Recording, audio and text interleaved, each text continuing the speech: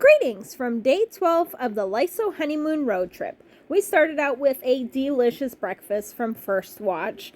I had been here once before down in Tampa, but Mike hadn't been here yet, and we really enjoyed it. It was a great breakfast to start off our adventurous day of mostly driving and getting to see Utah, and then we dipped down into Arizona. We felt like in the middle of nowhere here as we were headed into the belly of the dragon. This was a really cool tunnel that goes underneath the highway. It is highly do not go when it's raining.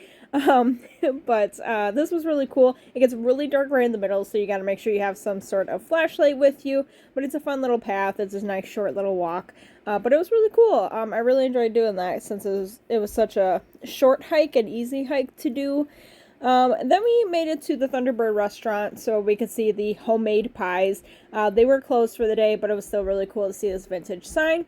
Then we made it to the Rock Stop so we could check out this little area here. I really like this building. It was very kitschy. I liked that a lot. And there's a lot of cool photo opportunities. Mike had the best tacos we may have ever had in our lives. We think about these almost daily now. So we might have to drive back out there just for those tacos. Then we made it to Glen Canyon. We saw this really cool dam. The visitor center there was really neat and had a lot of information about building the dam and things like that.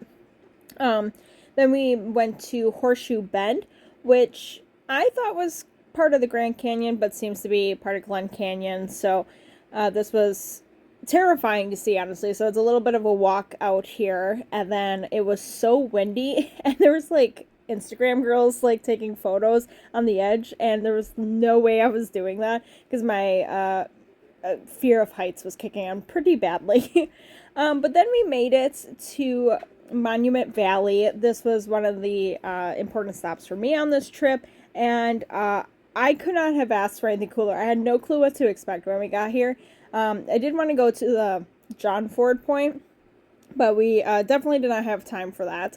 But this was so cool. I was elevated when we were here, just looking at this iconic scenery that I've seen like so many times. I wanted to come out here like, I think it was like 2005 when Netflix was showing a John Wayne movie because my family had just seen Field of Dreams in Iowa. And then they were doing a John Wayne movie here at Monument Valley right afterwards. But didn't get a chance to do that. And then we hit the road and made it to a hotel for the night.